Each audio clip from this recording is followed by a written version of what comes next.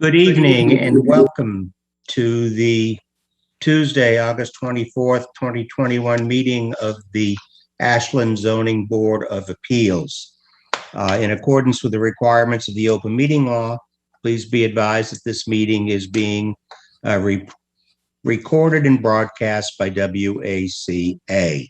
The town of Ashland, in response to the COVID-19 coronavirus, is currently following the guidance from the Ashland Board of Health, Massachusetts Department of Public Health, and the CDC regarding the virus and steps communities can take to prevent the spread.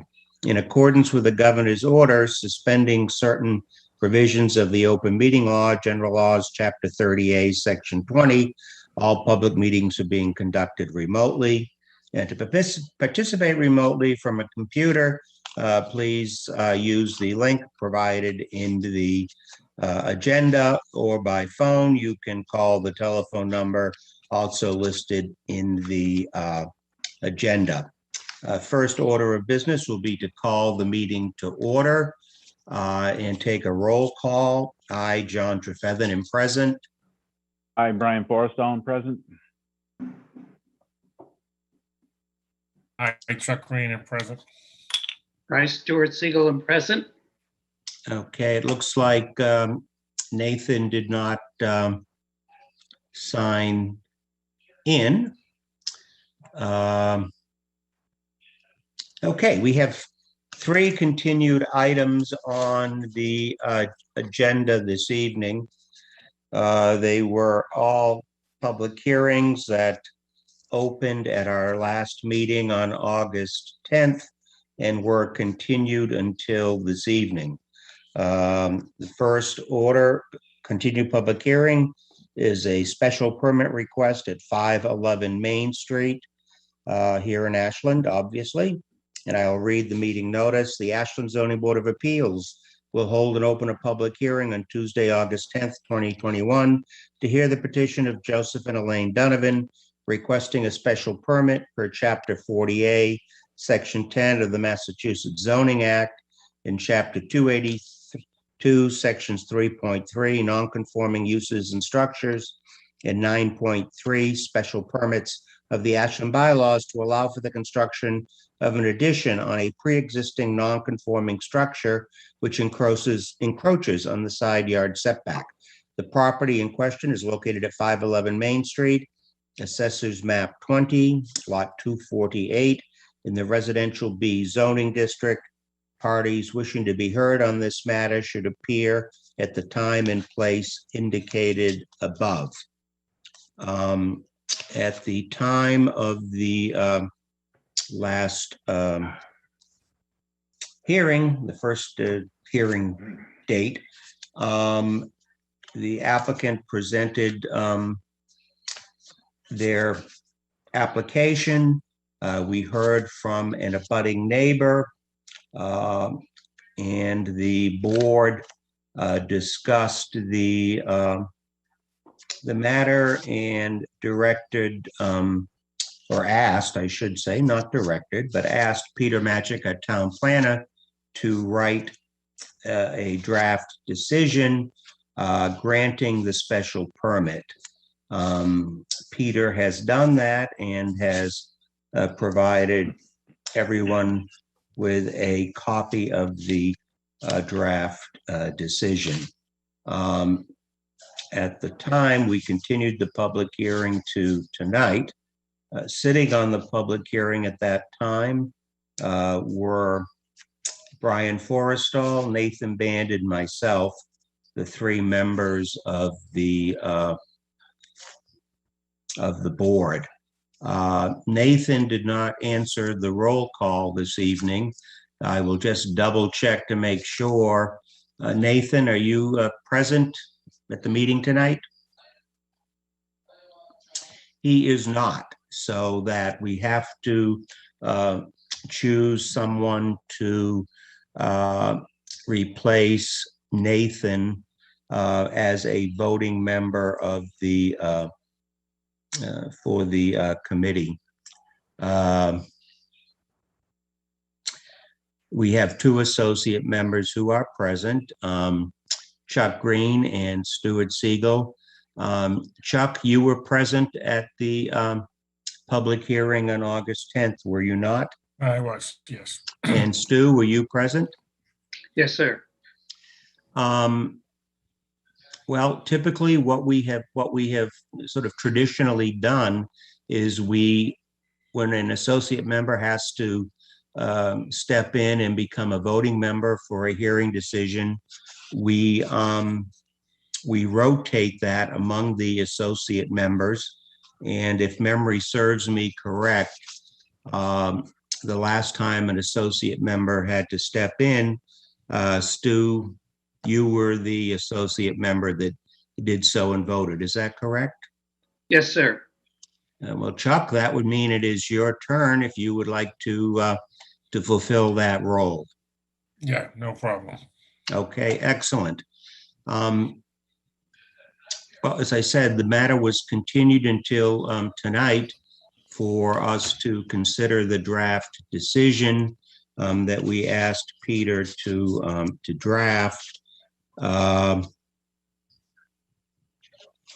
Having received that, and again, this is open for discussion by every member, not an associate member, not just the voting members. Any questions or changes in the decision? Brian, your None thoughts? for me. Okay. I'm good with it. Chuck? I think we covered every detail of it in the last Okay. meeting. I'm quite comfortable with Okay, my point of view. very good.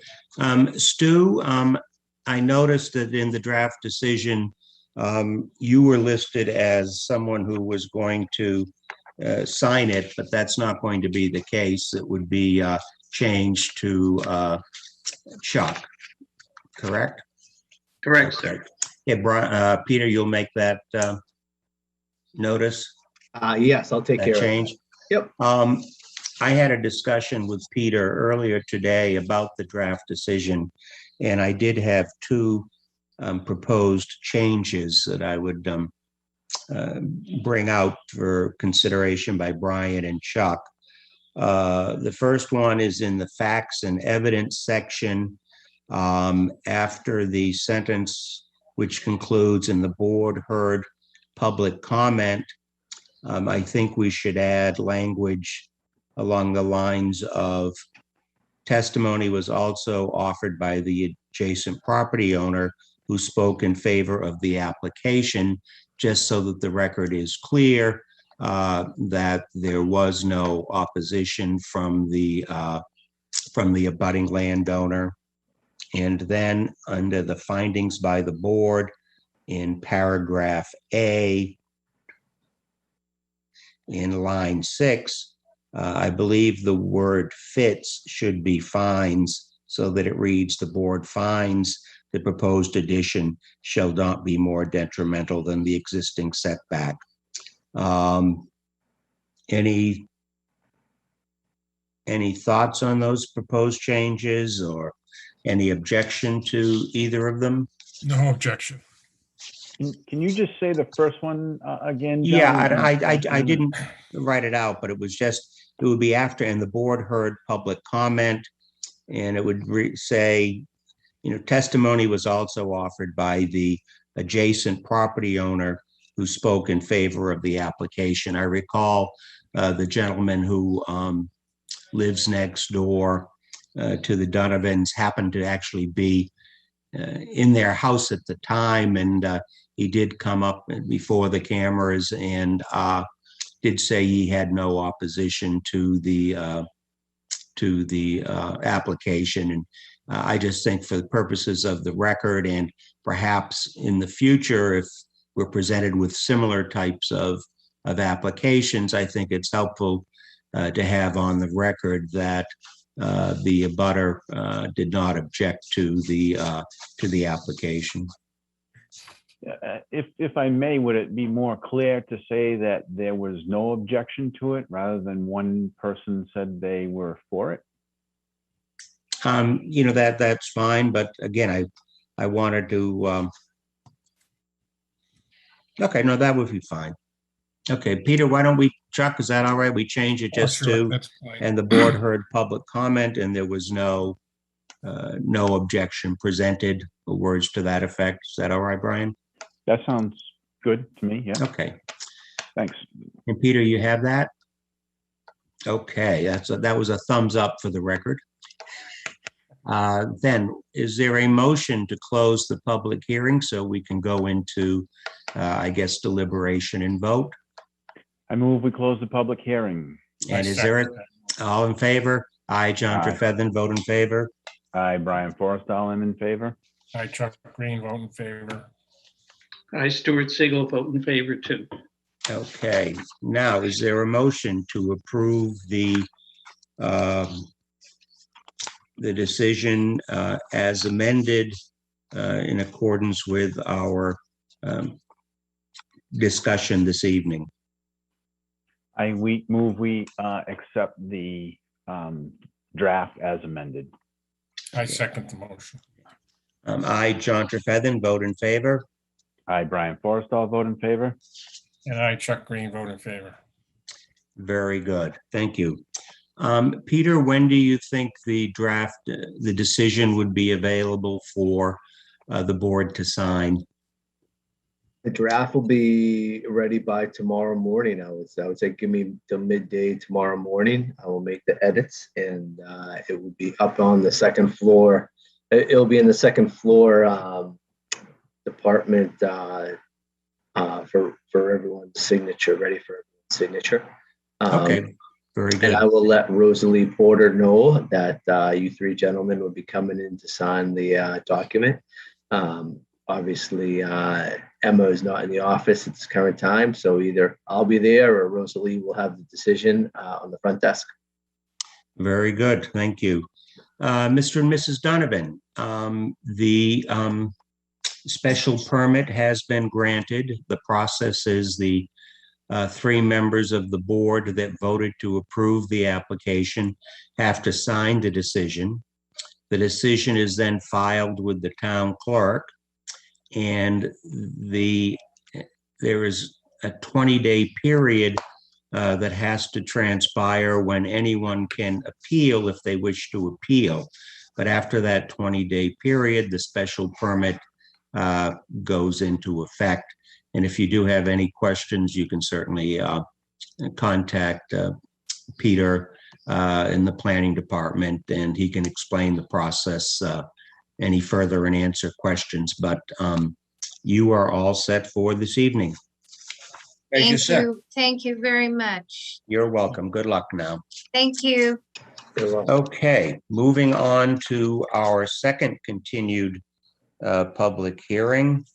It is a continued public hearing involving an appeal of a building commissioner's decision on 78 Union Street. This was also continued from our August 10th meeting. I will read the hearing notice. The Ashland Zoning Board of Appeals will continue the public hearing to hear the petition of Jillian Roberts, who has applied to the ZBA to appeal the building commissioner's decision under Chapter 282, Section 5.3, parenthesis signs, and Section 9.2.2.3, parenthesis Board of Appeals, along with any other applicable sections of the Ashland zoning bylaws. The decision states that a proposed pole sign is not allowed due to the limit of one freestanding sign per lot. The property in question is located at 78 Union Street, Assessors Map 14, Lot 478, in the Highway Commerce Zoning District, and parties wishing to be heard on this matter should appear at the time and place indicated above. I do see the applicant, Ms. Roberts, is present. Good evening. Just to refresh everyone's recollection, a question had been raised at the last hearing as to whether the application for the appeal had been filed in a timely manner. The statute requires that an appeal of a building commissioner's decision be filed within 30 days of the decision. And the question was whether April 6th was the date of the commissioner's decision, because the appeal was filed with the town clerk on May 20th, which would be beyond the 30-day period in which to timely file an appeal. We continued the matter to today, and we asked Peter to obtain clarification from the building commissioner as to when the denial was, so that we could accurately determine the starting point for the 30-day period to run. The board was provided with a letter dated August 13th, 2021 from Douglas Scott, our building commissioner, together with an series of emails between Mr. Scott and Ms. Jillian, going back both prior to that date and subsequent to that date. All of the board members received that material. Ms. Roberts, excuse me, I think I called you Ms. Jillian. It's obviously Ms. Roberts. Did you receive the material from our town planner, and especially the letter dated August 13th from Mr. Scott? Yes, I did. Okay, fine. It appears as though Mr. Scott and our assistant town planner, Emma Snellings, had some discussion prior to Ms. Roberts filing her application as far as what the date would be to determine the building commission final opinion. And although there was an April 6th email from Mr. Scott to Ms. Roberts indicating that he is denying the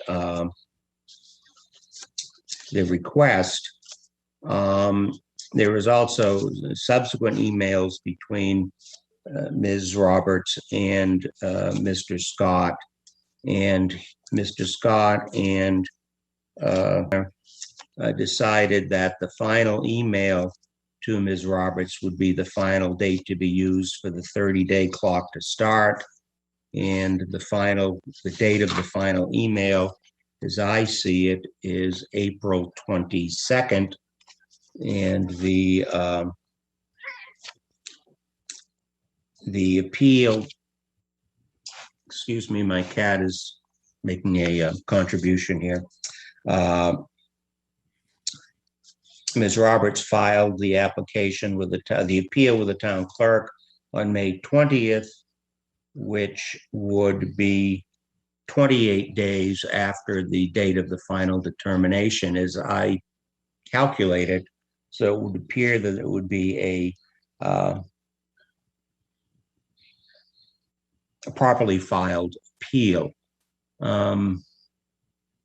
Brian, Stu, and Chuck, your thoughts on that? Does that sound right? Not sure. It's less than 30 days? It's less than 30 days. Great, okay. April 22nd and May 20th. So 8 days in April and 20 days in May would be 28 days, as I calculated. Okay, sounds right. Chuck, does that sound right with you? Yeah, that's fine. Yep. Okay. At which point we can proceed then with the appeal. So, Ms. Roberts, I will turn it over to you to make your case. The way the hearing will proceed is The board will listen to your presentation. Board members will then have an opportunity to ask questions, and we will then open it up, to the public to comment. At the outset, we need to determine which 3 members are going to be the voting members on this matter. Brian and myself as members will be. We still need, we need another associate member to step in. Chuck, having stepped in at the last hearing. Stu, you would be next in line if you wish to do it. I will do it. Okay, then the sitting members of this hearing will be Brian Forrestal, Stuart Siegel, and myself, John Trefethen. And as always, all 4 members of the ZBA will be able to ask questions and fully participate in the hearing up until the time of voting. All of that being said, Ms. Roberts, we will turn it over to you. Great. Thank you for having me. So I'm here today to appeal the building inspector's decision, which denied my application for a pole sign outside of our business location. Our building is completely separate from our neighbors, Cherry Blossom, and we've had completely separate ownership for many years now. However, our businesses share a plot of land, and according to the town bylaws, only 1 sign is allowed per lot of land. But without a sign, our business is not visible from the street at all, and we suffer great hardship as a result. Our customers have extreme difficulty finding us, and we're constantly hearing comments such as, "I had no idea you were here. I pass by Route 135 every day and never knew you were here." And every business in our proximity is able to advertise with a business sign. So I strongly feel like we should be able to as well. My ideal placement for the sign is next to the telephone pole, but I also provided a few other potential locations should the town prefer them. And if you don't mind, I'll just screen share the site plan just so you can have a better idea of our location and how hidden we are from the street and why a sign is so necessary. Okay. Ms. Roberts, I've made you a co-host so you can share your screen. Thank you, Peter. So just to give you an idea, this is our building right here. And we are completely separate from Cherry Blossom. This is their location. And as you can see, Cherry Blossom has a very large sign right here. So everybody passing down Route 135 can clearly see them, but by the time they get over here, they can't see us at all. We're out of view. This image gives you another idea. So this is our building right here. And then this is Cherry Blossom. So Cherry Blossom has a sign right here. And I'm proposing that we are allowed to have some sign in this location where it would not interfere with traffic, but would just give us the ability to advertise to the public that are driving down Route 135 every day. Nobody really can see us. This is our entrance right here. And we have a huge, huge showroom and building where we would love, people to know that we're here, but not many people do just because of the size and the setback we have from the street. So here this is our building. This is Cherry Blossom. So I had proposed this potential location right here where there's no parking lot area in this front section here. I was thinking right next to the telephone pole would be fine. Or even I provided a few other potential locations highlighted right here as well that I thought might be suitable as well. Okay, anything else you'd like to say in support of your appeal? Just about that, really. I really feel that we should be able to advertise, and we just suffer great hardship because of the location and not being able to have a sign in the front. And just because our buildings and businesses are completely separate, I think that they deserve to have separate advertising abilities. So thank you for your time. Oh, you're welcome. Brian, why don't we start with you with questions for Ms. Roberts? Oops, I'm sorry, somebody's raising their hand and I don't know. My name is Rick Kaplan. If I may talk in support of Jillian Roberts. We're not open for public comment, so. Oh, I'm There sorry. will be a time for public comment after the board asks its questions. My apologies. No, that's quite all right. I mean, are you part of the, I own the building. you own the building? I'm the landlord, yes. Then that's a little different than the usual public comment petition. So I think we probably ought to let Mr. Kaplan speak as part of the petition. It would make sense. Mr. Kaplan, go ahead. I didn't realize the connection that you had with the appeal. My apologies. My apologies. So again, I'm Rick Kaplan. I purchased the property as a industrial condominium, I don't know, 8-9 years ago. And all cedar carpet has been there for years as my tenant all along.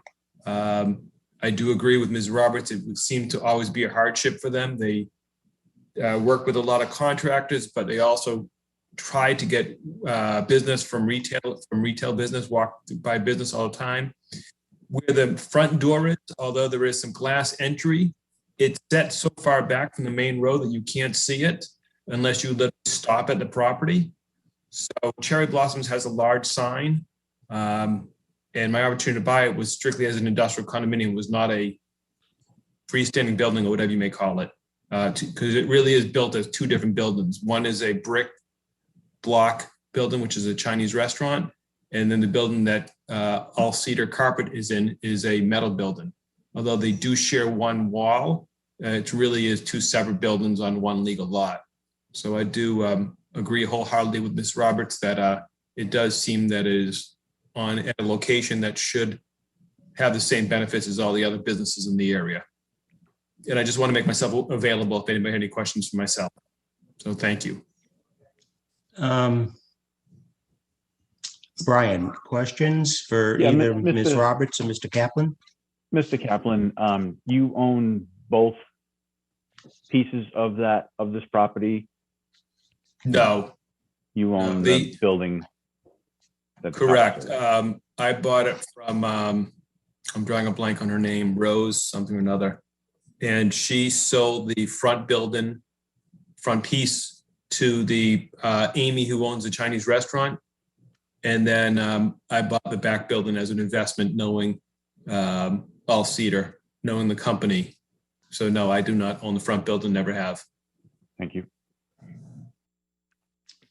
Stu? Yes, who owns the stanchion sign that says Cherry Blossom on it?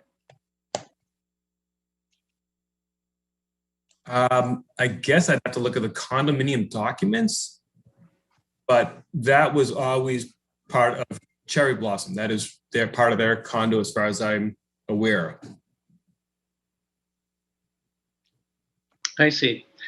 It would also be interesting to discuss, in my opinion, the adjoining properties and their configuration and their signage. And I think that's referred to as Union Plaza. Yes, it is. Do we know if there's one landlord that owns Union Plaza? I could pull up the site plan if you'd like to see. It might be on that. I believe that that is under one lot, and each of those businesses has their own sign. So there was some sort of agreement at one point in time that the landlord for Union Plaza allowed the three separate businesses to have a sign on the common stanchion sign. Is that correct? I wouldn't know. Well, Okay. Okay. Bear in mind, what's before us this evening is an appeal of the building commissioner's denial for permission for a sign that they've requested. That's what's before us, and not Well, seeking other relief. I'm trying to see if there's a possibility of making the case to have Abbey Carpets to be incorporated on the cherry blossom stanchion sign. If the owner of that property owns also the stanchion, then he's not, or she is not giving the the residents or the businesses the proper advertising effect, and it would then seem that one business is being discriminated against.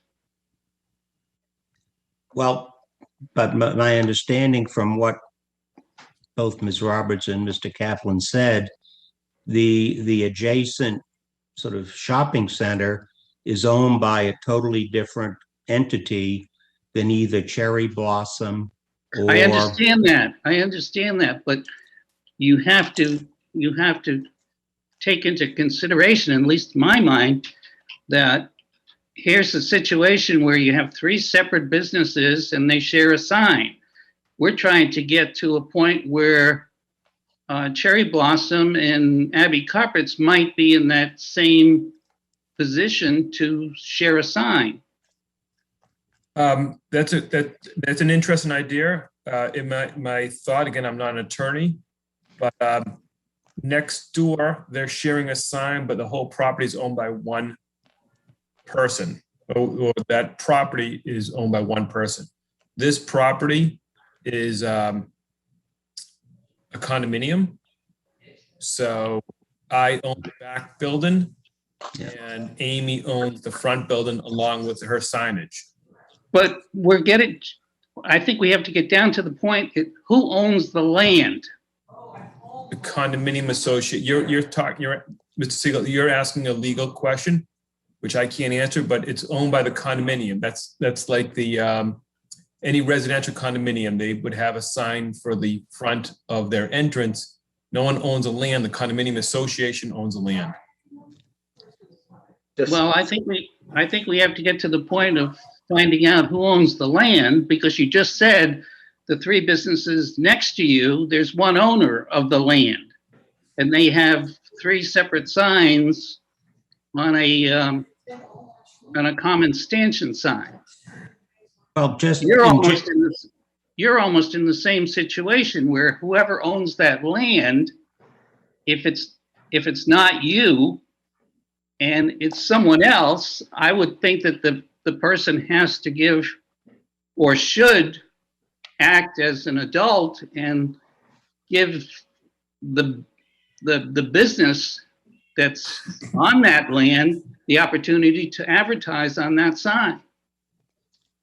Well, you'd be asking a landowner who has no connection to this business to allow it to advertise on its property. I don't think we have any authority whatsoever to consider that, or certainly not to order it. Well, right next door. In general condominium law, and this is just in general, I have not obviously seen the master deed, but in general, the land would be considered common area and not taxable.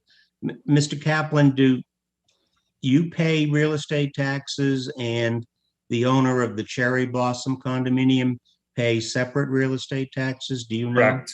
Okay. Correct.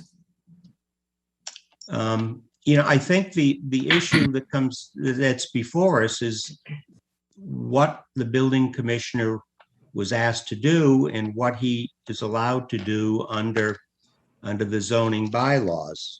And in looking at section 5.3.13, highway, commercial, and industrial districts, permitted sign shall be as follows. In some subparagraph 3 says, one freestanding sign per lot, not more than 60 square feet in area, not to exceed 30 feet in height. And my understanding from the denial from the building commissioner, Mr. Scott, is that the town of Ashland considers this property to be one lot. And that is the reason why he denied it, because the statute clearly says one sign, and Cherry Blossom has the sign. Now, if Cherry Blossom were to agree to share the sign, there are limitations in looking at the, there are size limitations, and looking at the email correspondence that was shared by Ms. Roberts with Mr. Scott and with the town planning department, it appears as though there was not an agreement for the two businesses to share that signpost. There may Mr. be Chairman, other, yes, Stu. can I ask a question at this point in time? So the building inspector is not recognizing the condominium association that is being discussed here. He is recognizing that the fact that the town has this listed as one lot, and the lot is, I would think, owned by two separate business entities, two different condominiums. And the problem to me seems to be around the word lot. And Right. Chuck, I So- know you did some work, have done work in the past around this. Can you enlighten us at all on this subject? Yeah, as a former banker and also real estate appraiser. It is unusual for industrial properties to be condominiumized, but especially in Ashland. But if you look at how properties are advertised when they have multiple tenants on one lot in Ashland, a typical example would be Ledgmere, where they have one sign for each building and the tenants are on that sign. Essentially, the bylaw from Ashland that deals with a lot says each lot can have one stanchion, no matter how many tenants, and they can all advertise on that stanchion. And here, Jillian has requested her own sign, which I can see why you would want that, but the bylaws in Ashland don't allow that, because even though there's two condominiums on that property, there's only one lot. So the building inspector only had the regulation to go by. So he said, no, I have to turn it down. And the proper answer is that you have to share a sign, those two buildings, because you share a lot. You know, the condominium association, which is those two buildings and only those two buildings, they own the lot indirectly. They don't pay taxes on the lots, because condominiums don't pay taxes on their land. That's always a question when I worked on the Board of Assessors from the selectmen, was how much taxes are we getting on the land? And the answer was, you're not getting any taxes on the land. It's all common land. In the same case here, you have two taxpayers, but they have one lot, which is unfortunate if you wanted two separate signs standing in different locations. The current bylaw doesn't allow that. So I think you can resolve it and have a sign, but you have to work together in part of your other condominium owner, who I'm sure you must have condominium meetings once in a while to discuss the budget or whatever other issues you might have. That's just my opinion. Well, in a way, I was trying to express that thought myself. I guess I Right. didn't come across No, clearly you were enough. expressing it exactly correctly. Thank you. So it seems to me that the landlord who owns the plot has to engage in a conversation with Mr. Kaplan and see if they can reconcile this situation. I think, you're absolutely right. And again, focusing on what's before us, which is the appeal of the building commissioner's denial. I don't believe the building commissioner had authority to grant permission because the 5.3.13 subparagraph 3 clearly says one freestanding sign per lot. And at the moment, the Cherry Blossom has the freestanding sign. And I agree with Chuck, under, normal circumstances, as you see with Ledgmere, or you see up the commercial lot where Bank of America has a small branch, and Chase Liquors and the Family Pet Hospital, there's one sign with all the stores on it. And I don't think we have the authority to order Cherry Blossom to agree to do it. That's my thought. Well, let's be clear here. I think there's another person involved in this situation. It's not Abbey Carpets and Cherry Blossom. It's Abbey Carpets, Cherry Blossom, and the owner of the plot. No one owns the plot. No There are one two- owns the plot. It's like, as Chuck was saying, Abby is just a tenant.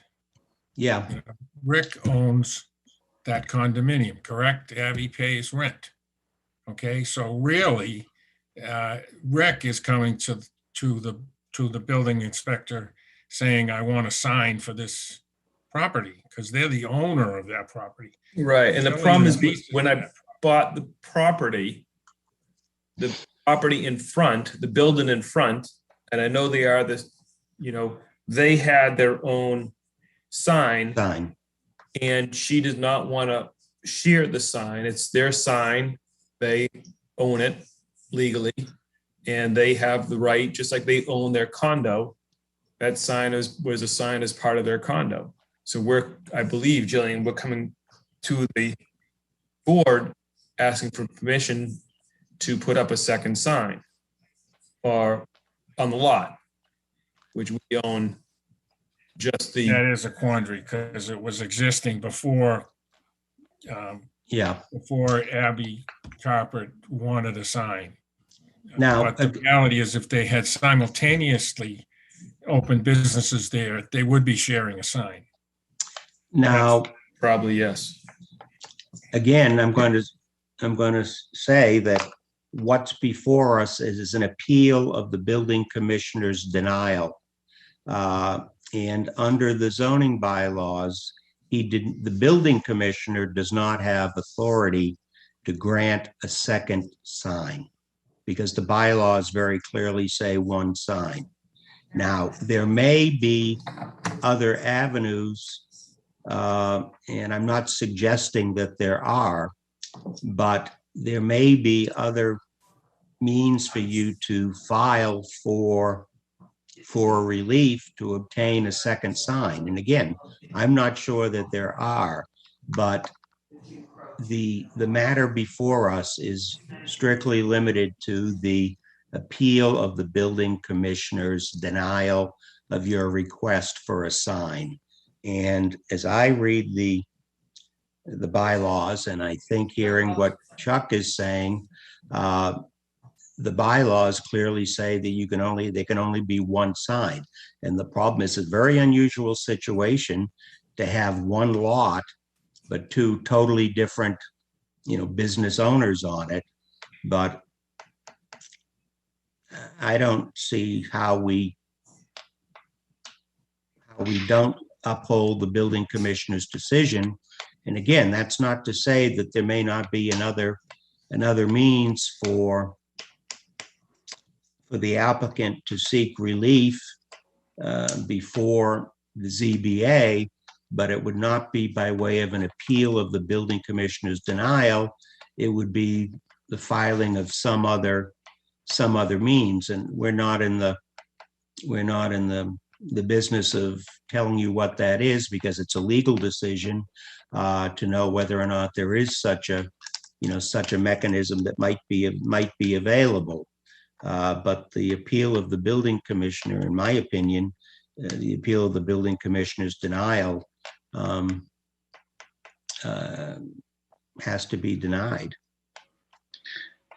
Mr. Chairman, can the town attorney offer a suggestion for Mr. Kaplan on what action he should pursue to get a sign for his condominium?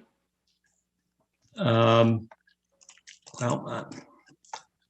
guess he's, always, welcome to talk to the town attorney, but, the town attorney is not in the business of advising citizens. And my guess would be she would say, you need to consult your own attorney on that, or speak with, I know there was a lot of conversation with our assistant town planner and, perhaps with our town planner about it. And I know they're always willing to, to talk with, with people about, how their problems could be solved, or what they might need to do. But I would suggest this hearing is not the place for that. That would be something that would have to take place outside of this hearing. I mean, I certainly understand, and I know why you want to sign, because your business needs to be more visible, and clearly where you are now and limited to the signage that you have now, your business is not ideally visible. But I don't think we have any option but to uphold the decision of the building commissioner in denying the application for a second sign, which again doesn't mean that there may not be other means for you to seek relief before this board, but it would require something else to be done, and something else to be filed with the board. Because I don't see otherwise how we get around it. Brian, your thoughts? I feel bad, but our hands are tied as far as I can see. I mean, we have to uphold the zoning laws, and the zoning laws clearly state one sign, one lot. And it's a tough situation that you're in with only being allowed this. But the main reason that these zoning laws are created is so that I don't know if you remember what Framingham used to look like on Route 9, but it was sign after sign after sign after sign. And they went through a bunch of zoning changes and cleaned up their act. And now it is, it's a much cleaner look going down the road. And if I'm just Googling the area that you're in. Ms. Roberts, if you're speaking, you're muted right now, so we can't hear you, but it looked like you were talking. But anyway, just Googling, looking down the street, the proposed site that you want to put a sign. So it would be the cherry blossom sign, your sign, then the next positive sign, and then the car wash sign. And it just creates a, visually unappealing, except to you guys, scenario with signs. And,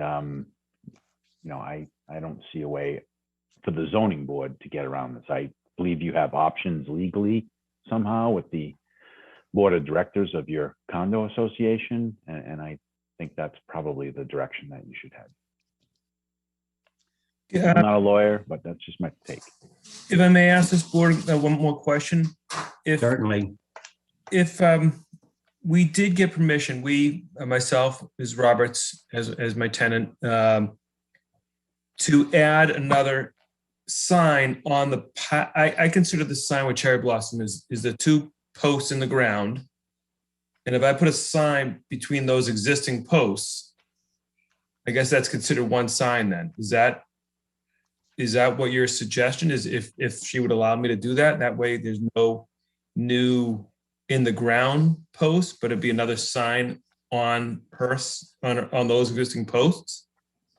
I'm assuming, if I may, Mr. Kaplan, that you would then exceed the 60 square foot maximum for a sign.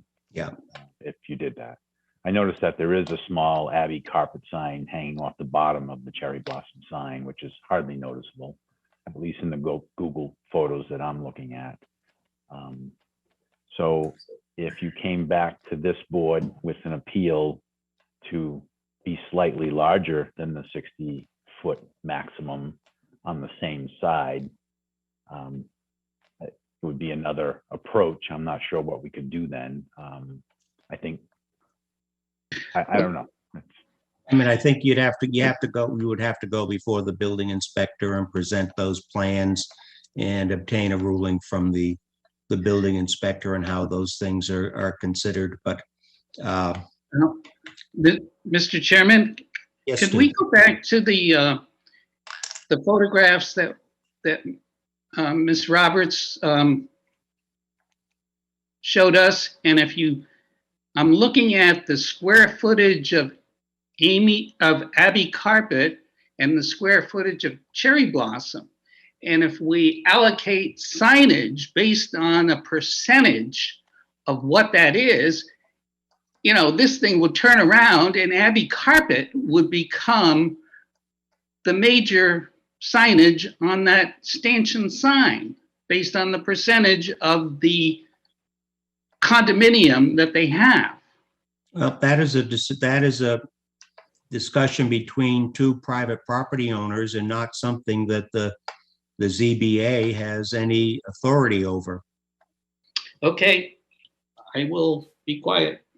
Excuse me, John. Yes, Peter.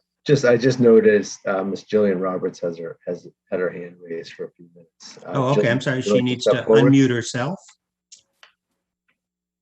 Yes, Miss Roberts. Yes, I just wanted to make it clear as well.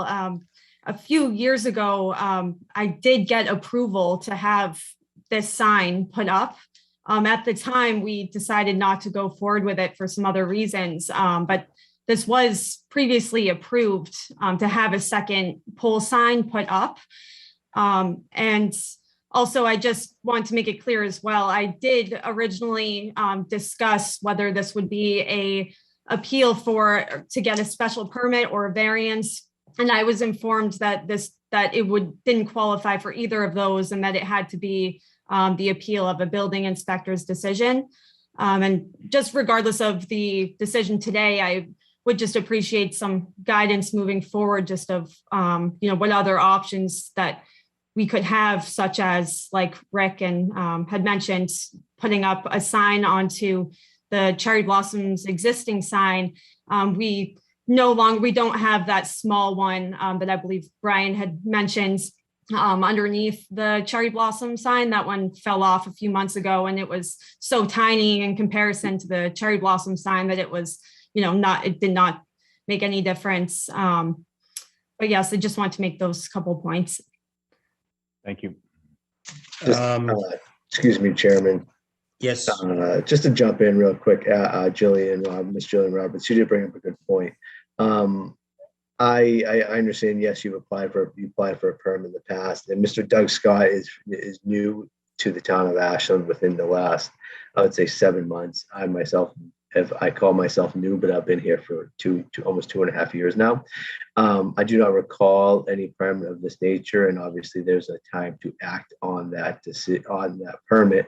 So therefore, that permit, if it was issued correctly and or incorrectly, that time has passed. And today we're talking about the permit that you have applied for with Commissioner Doug Scott. And so I think that's the only one that is in front of the board at this moment. But thank you. I just wanted to square that away. No, that's true. And Ms. Roberts, when you're talking about prior approval, there's some email correspondence between you and our previous building commissioner dated February of 2018. Is that what you're referring to when you say you got approval? Yes, I was informed that I spoke with the police chief at the time, and he had just said as long as it's 6 feet from the sidewalk that we could have a sign up.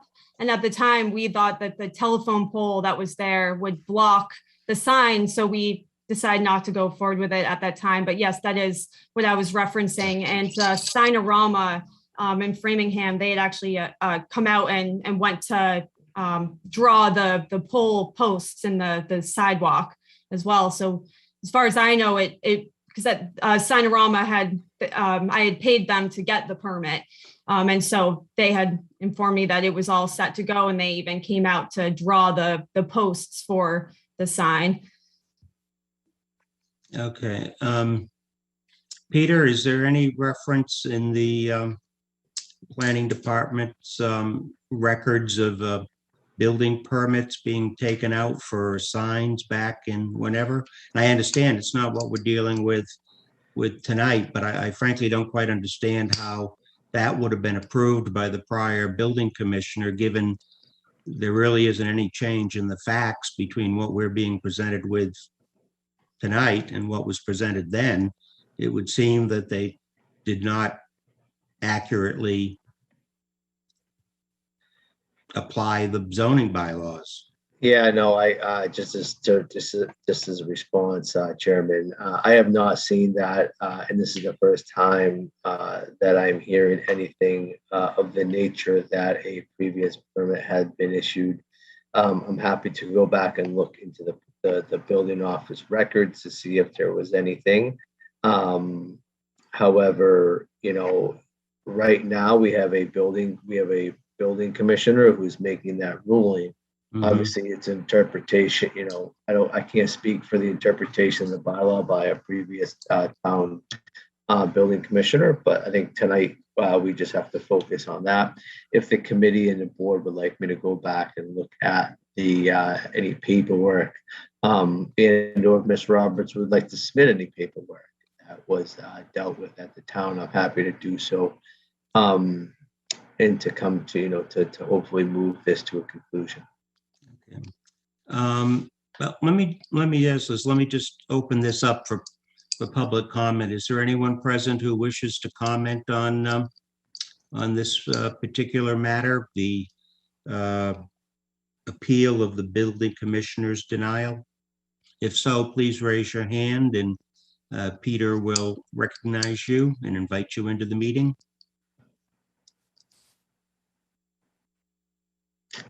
No one Chairman. indicating? Chairman, I don't see anybody raising their hand.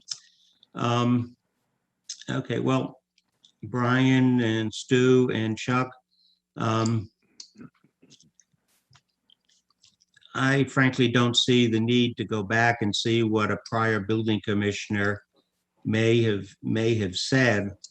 We're dealing with a specific request that the present building commissioner has denied. I think the bylaws are fairly clear, even though they may be unfair in this particular situation, but I think the building commissioner hands were tied, and I would vote to deny the appeal. Brian, thoughts? I make a motion, we uphold the building commissioner's denial. And Stu, thoughts? I also agree. Okay. The second motion then to I, John Trefethen, vote to uphold the building commissioner's decision. Brian made the motion, and Stu, I believe you also played. So, Peter, will you draft a decision upholding the building commissioner's decision? And again, Mr. Kaplan and Ms. Roberts,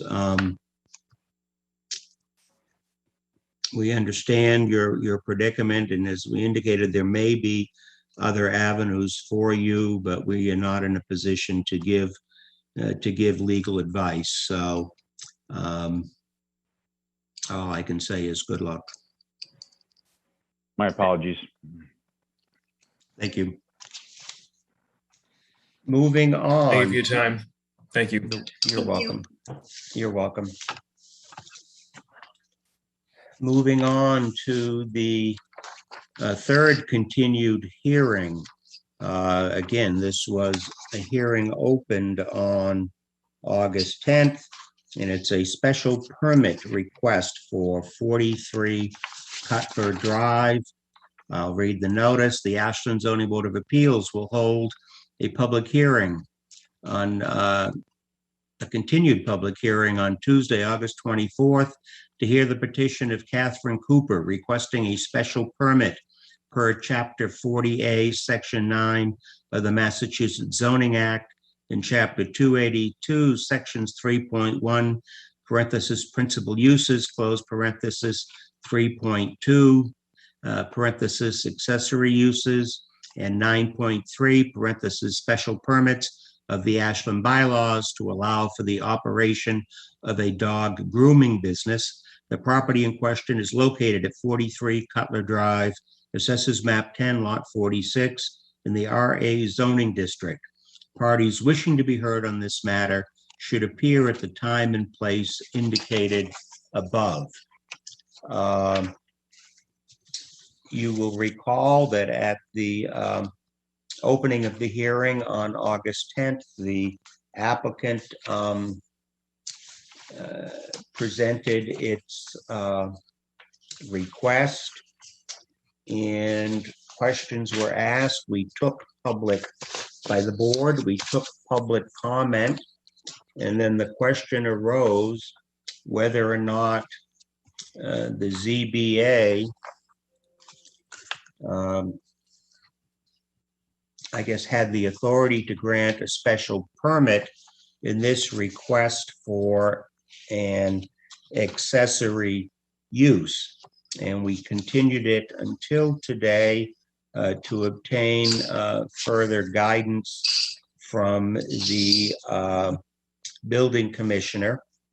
And Mr. Scott issued a letter dated August 13th, 2021 regarding kennels, grooming, etc. And did the applicant receive the letter from Mr. Scott? Whoops, somebody, you're muted, 43 Cutler Drive. No, I have not received any letter. Okay.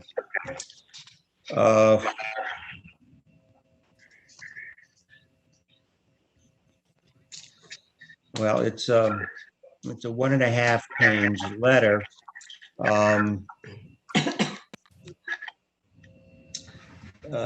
Mr. Scott starts out with commenting upon some conflicts in the zoning ordinances, but he says, quote, therefore, since there seems to be conflict in the ordinances and in how this matter has been treated by the town in the past, and that any kennel, grooming, etc. is required under the zoning ordinances to go before the Zoning Board of Appeals.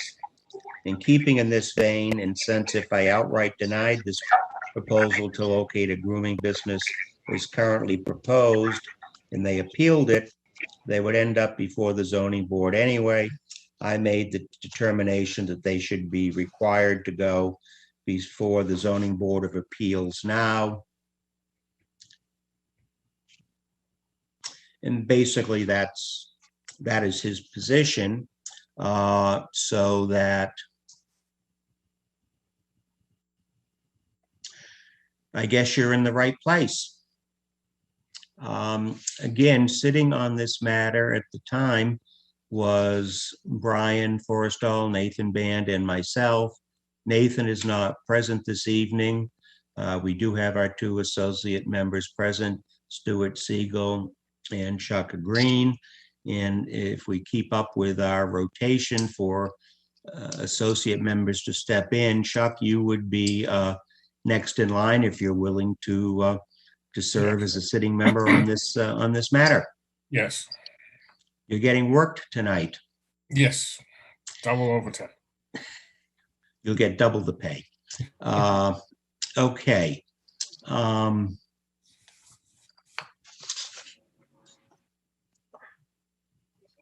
Ms. Cooper, do you have anything further to say in support of your petition? Yes, I've gone over the bylaws from what I have read that the floor area, the occupancy, no display sign, no traffic, and plenty of off-street parking. This is not a kennel. There's not going to be more than a dog at a time. And so that doesn't reflect at all on this situation. And overall, I think that this whole process is improvident, and would like to just see this dismissed, because I don't think I should have. I don't understand why I'm here, actually. Maybe I should have had that letter. Well, it's the opinion of the building commissioner that in order to run a grooming center as part of a grooming business as an accessory use in a residential zoning district as a home occupation, that you required the approval of the Zoning Board of Appeals. That's what we were questioning. And it's very clear that the zoning bylaws, and by definition, as they are defined in Ashland, are somewhat confusing as to whether a grooming business should be associated with a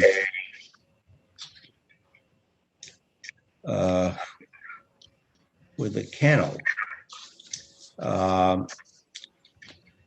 And the building commissioner says that the Zoning Board of Appeals should consider whether it's a special permit or not. And that's why you're before us. Brian, do you have any questions for the applicant at this point in time? I don't think I have any questions for them, no. Okay. And Chuck, how about you? No, I have no questions. Okay, and Stu, how about you? No, no questions. Okay.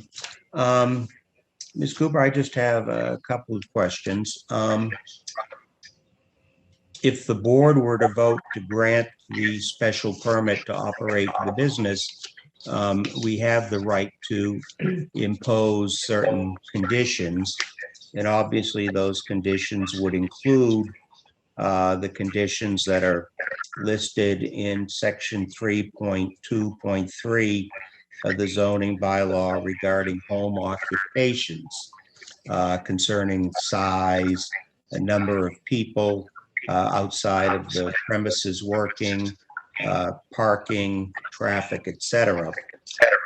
In your application, under description of relief sought, you mentioned, you sort of described what the business would entail. And among the things you indicated were that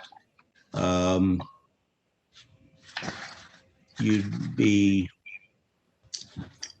not open on weekends, and your starting time would be 8 a.m. to 4 p.m., and that there would not be no dogs off leash or unattended. And I'm going to ask you hypothetically, if the board were to impose those conditions, are those still, does that still fit within what you see the home occupation being? Yes. Yes, I do. Okay, fine. I just wanted to clarify that.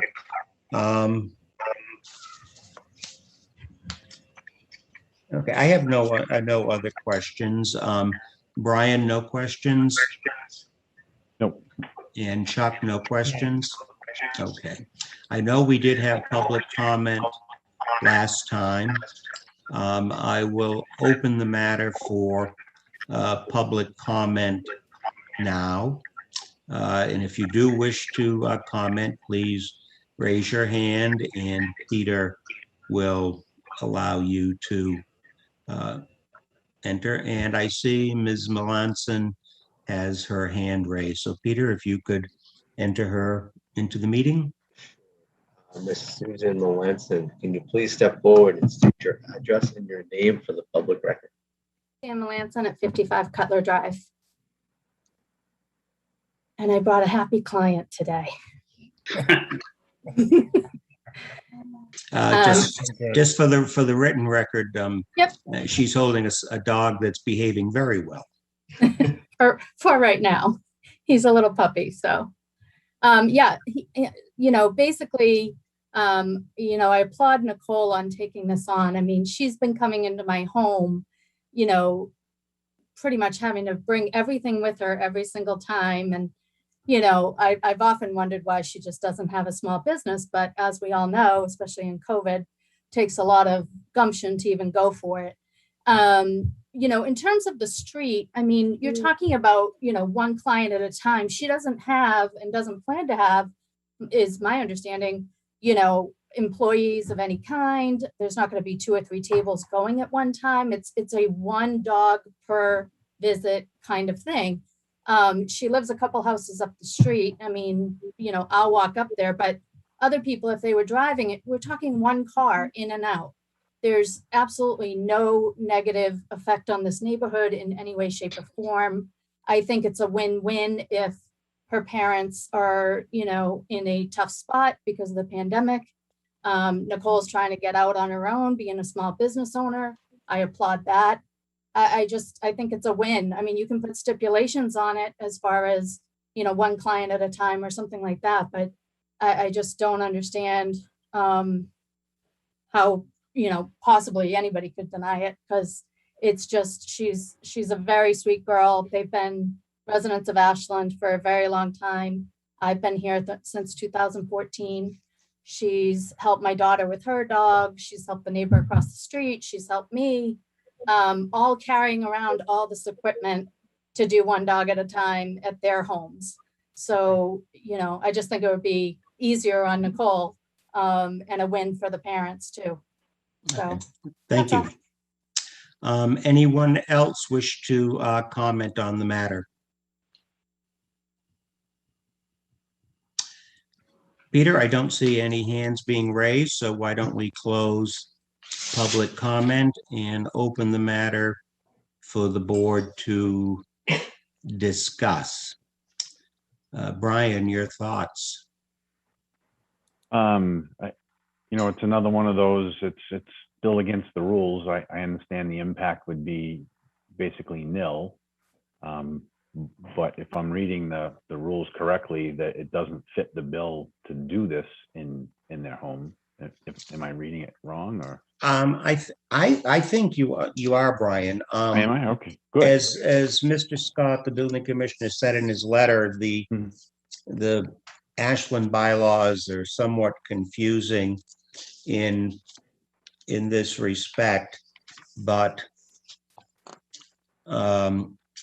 this is in an RA zone, and in an RA zone, you are allowed to have a home occupation, and then there is a description of what limits there have to be in a home occupation as far as square footage used and certain other activities. The proposed business does not fit the definition of a commercial kennel or an animal kennel or hospital, which requires a special permit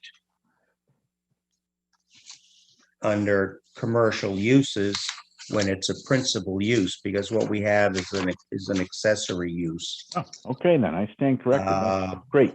And it is confusing, and I welcome Mr. Scott's comment in his letter. And again, Ms. Cooper, I apologize for your not having the letter sent to you. That is an oversight, and it should have been sent to you, and we will send it to you after the fact.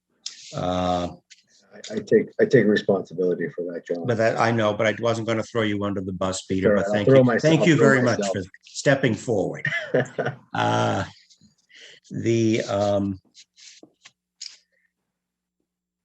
It doesn't meet the definition of animal clinic or hospital or kennel. It doesn't meet the definition of animal kennel or hospital. So I'm going by accessory use. A home occupation is allowed, and as long as the home occupation meets the requirements or restrictions of 3.2.1, the applicant has the right to do it, and we have the right to impose conditions upon the special permit, which would certainly include the restrictions placed by 3.2.1. But I would also propose that we put that we include special conditions rather on the special permit, consistent with what Ms. Cooper in her application said her intent to the way she wants to run the business is, so that there's no question going forward what we've allowed. That's where I would come down. I mean, Chuck, your thoughts on this? I'm in favor. There's no question. Okay, good. I am as well. Again, I think it's a somewhat confusing question, which is why I raised the question last time whether they even needed to be before us. And I think Mr. Scott, the building commissioner, in his letter very adequately explained why it was appropriate for them to be before the ZBA to seek a special permit. I would certainly vote in favor of granting the special permit. I would suggest, and I welcome your thoughts, that as special conditions in the special permit, we specifically enumerate the requirements in 3.2.1 concerning square footage, limiting no more than one person not a member of the household is employed on the premises, that there is no exterior display or storage or other variation from the residential character of the premises, that traffic generated does not exceed that normally expected in a residential neighborhood, and that all parking required to service the occupation is provided off-street and other than within a required front yard, which means cars can't park on the front lawn. And I would also suggest that for conditions, we consider adding that there would be no weekend business, and that way it would perhaps limit any traffic that might somehow interfere with neighbors who perhaps would be home on the weekends, and that starting at 8 a.m. and finishing at 4 p.m. would seem to be appropriate, and that no dogs would be off leash or unattended. To me, those all seem to be reasonable restrictions that Ms. Cooper, the applicant, suggested on her own that she would be willing to entertain. And then we have to make certain findings under 9.3.2 involving the criteria for special permits. And item number 1 would be community needs served by the proposal. It strikes me that there is a need for dog grooming. There seem to be more and more dogs, and going to groomers seems to be more and more in line with how things are handled. Traffic flow and safety, including parking and loading. I think the restrictions that we previously mentioned would suffice. Adequacy of utilities and other public services. There would seem to be, there was public sewer and public water, so there wouldn't seem to be any problems there. Neighborhood character and social structure. It's a residential community, but this would not seem to interfere with that whatsoever. Impacts on the natural environment, there would seem to be none, frankly. And potential fiscal impact, including impact on town services, tax base, and employment.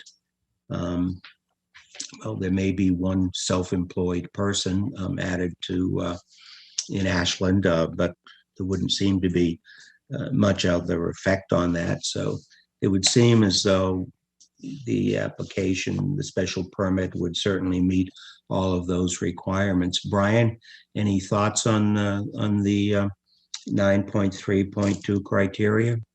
I think that we can fit all of that in with no problem and no negative impact. So, Okay. Yeah. And Chuck, how about you? Oh, everything fits very well. Excellent. Okay, then in accordance with our usual practice, if we could ask Peter to draft a decision in accordance with our discussion this evening, and that at our next meeting on September 14th, hopefully the draft decision will be ready and we can finalize and approve the decision to grant the special permit. Is that doable, Peter? That is doable. And I will work on the decision and it will be ready for the next meeting, which I believe you just mentioned will be on September 14th. 14th. Is that correct? I believe it is. Is Okay. there a motion to continue the hearing until Tuesday, September 14th at 7 p.m.? I'll make that motion. And is there a second? I'll second it. Aye, John Trefethan, in favor. Aye, Brian Forrestall, I'm in favor. Yeah, and I, Chuck Green, am in favor. Stu, do you want to vote? I certainly would be in favor also. Okay, excellent. Thank you very much. And this matter is continued until September 14th at 7 p.m. And unless something totally unexpected comes up, the decision will be finalized on that date. We will sign it and we will proceed accordingly. And thank you very much. Okay. I know we don't have minutes to consider at the moment. My understanding is that Emma is working on drafting minutes that we hopefully will have available to us by our next meeting. But if not, we will deal with it. Any other things to consider, Peter? Any administrative matters or staff updates? Just one update. Like I said, Emma is doing great, and she is just, we're all catching up on a couple lost weeks here. So the minutes are coming. And we will get those out as quickly as possible. I would like to update the board that after the last meeting, I did send out a letter to the applicant of 4656 Fountain Street and concerning the variance for both properties. And I believe it was yesterday or the day before, I received a letter requesting a withdrawal without prejudice for that application. So on September 14th, that application will return to the zoning board. However, what the board will be presented with is a letter from Attorney Connors asking for a letter to withdraw that application. So we continued it to the 14th, so we have to stick to that date. but the ZBA should just be aware that that is the direction of that application at this point. There will be a new application, I believe, on the 14th. And information will be sent out about that. That is a special permit to extend the pre-existing non-conforming structure. That is a house. The address does not escapes me at this time, but it's a very similar to the last few applications of an expansion within a setback, I believe. Okay, thank you for the update. And it seems like awful lot of pre-existing non-conforming uses in Ashland out there. It seems to me that people are investing in their homes, I would say. Good point. And in doing so, you run into this issue. Very good.